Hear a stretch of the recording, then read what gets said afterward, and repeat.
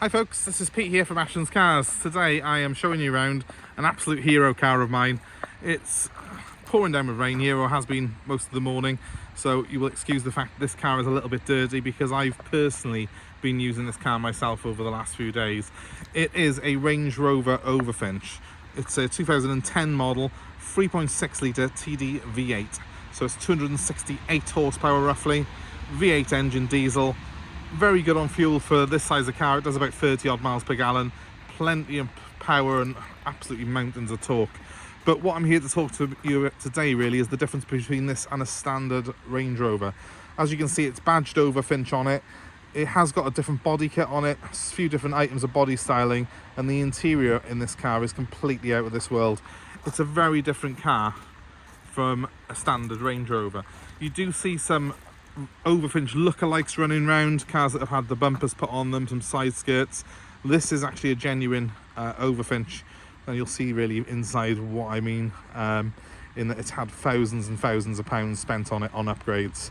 I'm just casting my eye over Overfinches at the minute, brand new. So obviously this is a 2010 car, it's 12 years old, but the new ones of these are costing anything up to about 150,000 upwards.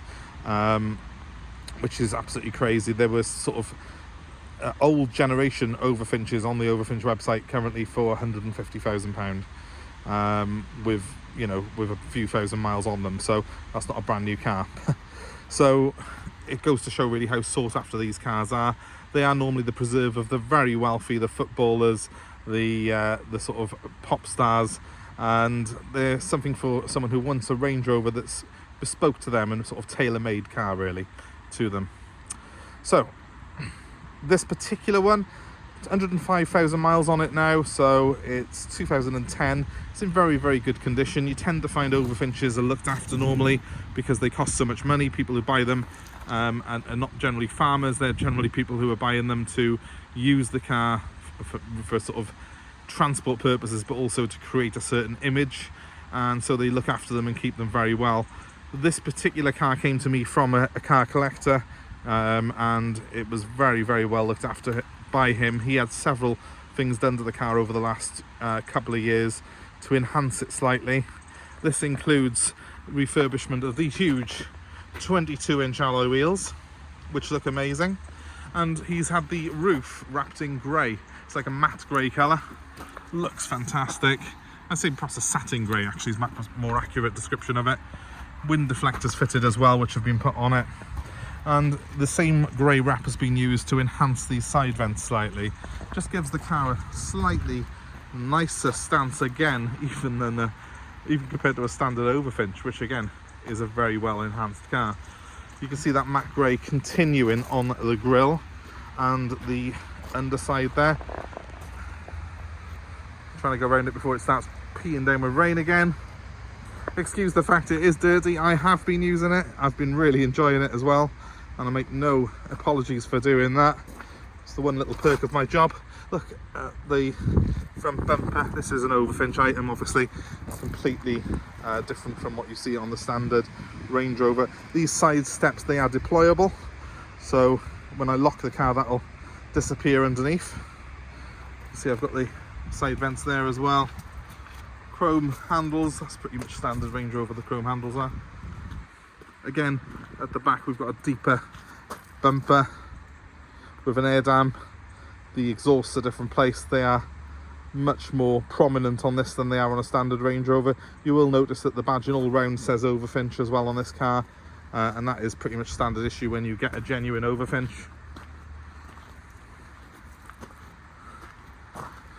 Just show you how these steps work. If I open the door, out comes my step. How cool is that? And this gives me the opportunity to show you the real reason that these are special. As I say, excuse the fact it's slightly dirty inside because I've been using it, but look at the seats in this car. Quilted leather seats, dashboard with extended leather on it, which is stitched. So this is leather on the standard Range Rover, this isn't. Continues onto the doors. We've got extra leather here. This is soft touch leather here. Again, this is normally leather on the Range Rover, this isn't. This has been extended through. It's got the Harman kardon hi-fi upgrade as well, which is fantastic.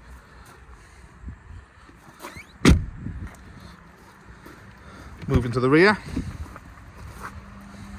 We have got rubber mats in this car all the way through, by the way, but we have got summer mats underneath as well.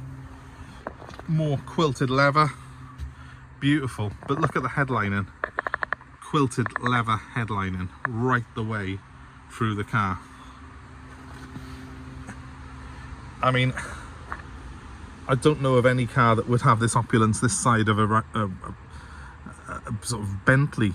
I don't even think a Bentley's got a quilted leather headlining unless it's been custom built by Mulliner. It's Rolls-Royce Bentley quality, this car is. I mean, I love a standard Range Rover, but this is absolutely a different level. You see, even the kick plates are Overfinch.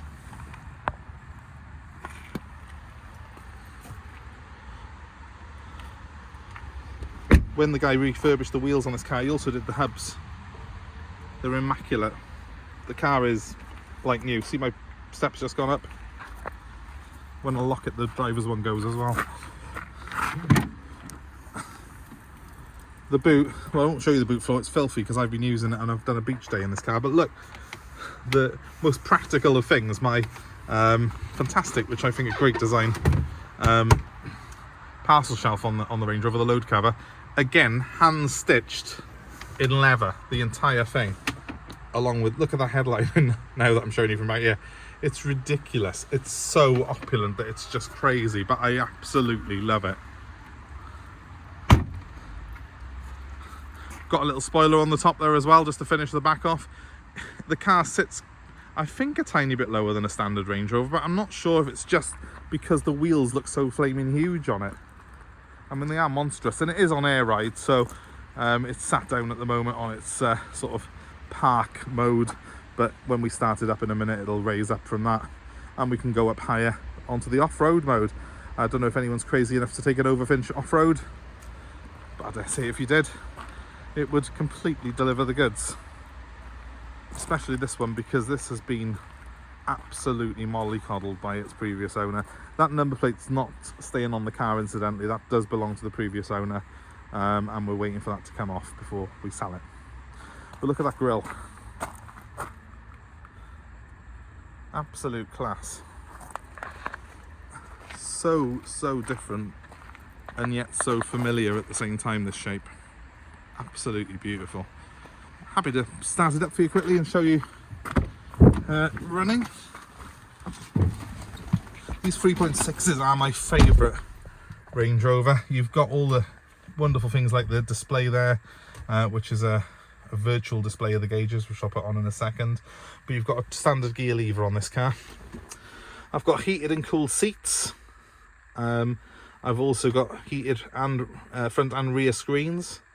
The seats, when you put them on cold, will actually blow cold air through these perforated holes here in the quilted leather.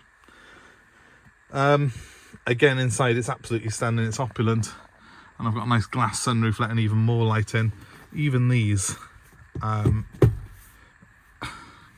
sun visors are trimmed in leather. It's quite ridiculous. Absolutely crazy, and all the better for it. So 106,000 miles. It was on 105. I've been driving it, so it's on 106 now. Started up, the wheel drops, and there she goes. You will notice the fuel lights on, and that will bring up that little orange warning triangle there, but that's nothing to worry about. Lovely sound to the TDV8 engine. It's very smooth. It doesn't really sound like a diesel. I don't know what it sounds like. I guess it sounds like a Range Rover. The performance is fantastic for something that weighs 2.5 ton. An L322 Range Rover is one of the heaviest cars ever produced, and it still moves, this thing does. I mean, really moves. So just to show you how these seats work, I can go hot or I can go cold, and I can adjust where the heat and the cold are placed by pressing that switch. It can go to my back, it can go to the rear, the base of the seat, or it can go to both. I can have my bum and my back warmed at the same time. I've got rear heating as well. Turn that off with that switch. thing I like about these cars, I've done a few videos on L322s. I've owned a lot of L322s over the years. I like the fact that they have got dials rather than touchscreens for everything. I have got a touchscreen and it does the essentials. I've got the navigation and things like that on here. I've even got a television on this particular one. If I go on audio and video there and hit TV, and just click on there, I can see the weather. It's all quite depressing. So I've got a TV in the car, I've got media input, I've got Bluetooth phone, everything running through this big display here, but I've also got the essentials like the heater and the temperature controls and the heated seats, all on manual, quite traditional controls here. And I do prefer that, especially for a vehicle that brands itself as the ultimate off-roader. You know, if you're wearing gloves or something, how are you going to operate a touchscreen? So I'm not a fan of the newer Range Rovers for that reason. But yeah, this particular one is, well, in my opinion, pretty outstanding, and the specification that it offers is, again, among the nicest I've seen of any L322, and believe me, I've had quite a few. Let's get rid of that. So suspension is all controlled from down here. We've got an array of switches. Something you need to check this before you buy one of these. You need to make sure this is all lit up and not flashing at you, because if it's flashing, it means the suspension is in a safe mode, and if it is, just walk away, because it's going to cost money. We've got pre-programmable programs on here. We can switch from on-road driving to, for example, forest tracks, and the car will set everything. Low range for mid-ruts program. I can put it on sand mode, and it'll adjust my car where I want it. If I just switch it all off though, I'm back to road mode, and that's probably where I want to be for 90% of the time. I've got a hill descent control and a low range gearbox on this particular car. They've all been checked and are working properly as well. And obviously the height control is by here, along with a height button here, which puts it onto the mode I had it on just a second ago, which is the mode to get out of the car. So that sits it right down, makes it nice and easy for you to get in and out. The real beauty of this car for me is the fact that it's something unique. If you're after something that will really stand out, especially in this particular colour in white, it's really gonna stand out from the crowd big time, this car is. And it really does it for me. Just jump back out.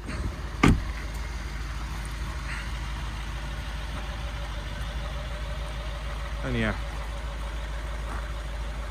something a little bit different even for us, this. It's going to be available for nationwide delivery, this particular car is. It will be on a 2010 plate, it'll be on its original number 10 plate. But if you're looking for an Overfinch, I do think it's probably the best one in the country at the moment, and have a look at what's available on there. There's plenty on there with the body kit, but they haven't got that interior with the quilted headlining and that thing, and it just, I know it's over the top, but it really makes the car for me. It's got the proper wheels. They are the proper Overfinch 22-inch wheels as well, which again is something you want to be looking for on these, because there's plenty of copycat ones of these. There's plenty of lookalikes, but there's not many that are this level of conversion, that has had this much spent on it. This was a very, very pricey car when it was new. So if it's of interest to you, please give me a call, 07932 873 646. I will try and do a slightly better video of this with the car cleaned on a brighter day if I get one, but I wanted to put this up there now before, well, in case it sells straight away, quite frankly, because I didn't want to miss the opportunity of showing you what an Overfinch Range Rover was all about. And you've still got, they used to throw 5-litre V8s in these, but this one's still got that Jaguar 3.6 TDV8, which is a really solid engine and is very good on fuel for what it is. So it's actually surprisingly practical, this car.